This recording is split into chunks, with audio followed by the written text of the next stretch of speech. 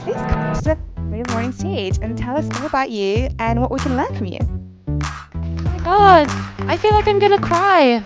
That's so nice. I needed that. Thank you. When you need to grow or when you need to change, like how do you actually do that? And we call this making your own luck. I don't have the experience, but what I can tell you that I have is enthusiasm. I can give you my energy, I can give you my dedication, and I will learn whatever you want me to learn. I will do whatever you want me to do. I will put myself in whatever room you need me to be in, and I will just get it done. And I was just saying the right things at the right time to the right person, because that CEO walked out of that room and apparently went to the marketing director who was like, you need to hire that girl. And someone was like, isn't it so crazy that when you need to fall asleep, you fall asleep by pretending to be asleep first? And I was like, that's so interesting. Isn't that how we do everything?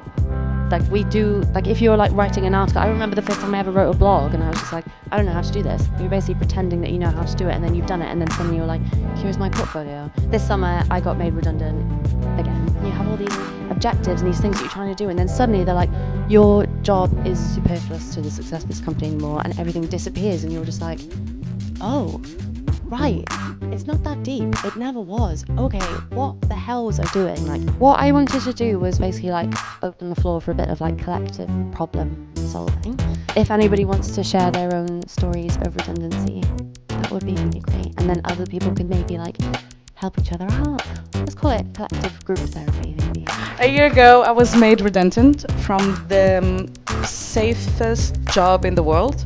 I was actually working for an insurance company in which their job is to make people feel, secure and safe. You said something like, my role was no longer necessary or was no longer aligned to the company's goals, something like that. So you were detaching yourself from the layoff, the redundancy.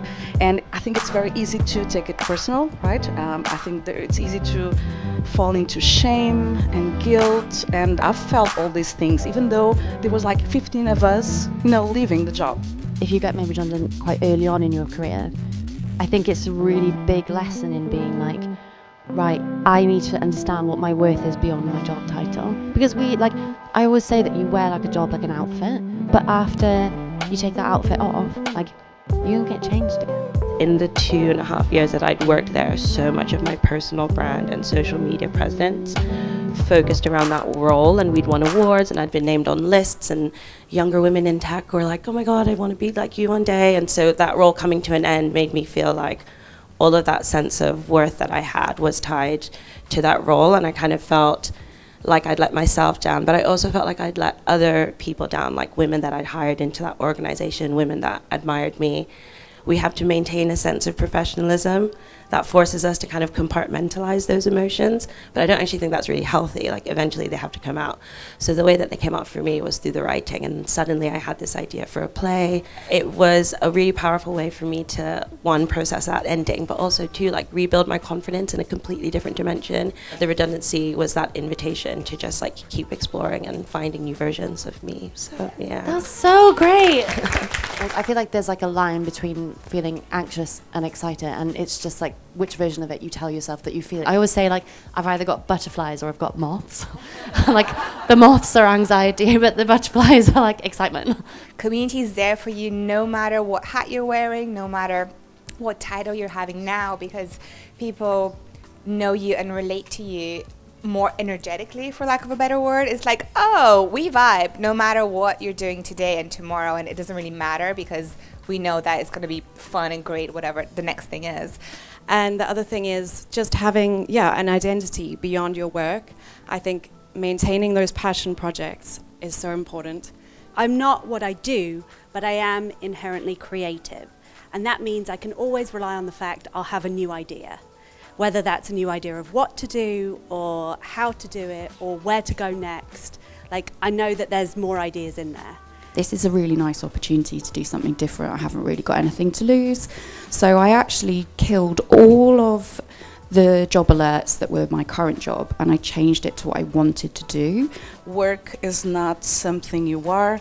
Work is something you do. You are the person you are, right? So I think there are no linear paths and there are no straight lines. And you shouldn't associate your value, your worth to your job ever. We should clap that. That's so true. Thank you Thank for you. listening. Thanks so much. Being so interactive. Thank you for having me. I thought it was a really powerful morning. It was a really rare thing to have a group of people in a room feeling brave enough and supported enough to share their experiences of redundancy and of their working life. And I found everyone's advice and inspiration, particularly from Emily, who's running the session, just really invaluable. It's nice to be around people who are experiencing the same thing. I think it can be quite an isolating time. So it's great. Today we heard Emily talking about reinventing yourself especially after big transitions, and I thought it was really inspiring. And she was very generous because she was on the stage, but she let everyone share a piece of their heart, and it was almost like group therapy. Actually, today was my first time attending this kind of workshop. I felt great. I felt like being part of a family, even though I didn't know anyone from here, but it felt so empowering and inspiring at the same time. People never really want to go first. And I think once people have, actually, it's really nice because, I think it's rare. A lot of us either go and you listen to a talk and they're fantastic, but also you want to have the space to ask your own questions and to be able to unpack a few of the things that have been on your mind as well. So it's a nice way of, I think, like having Emily speak at the beginning and then her sort of pepper her advice throughout was really nice.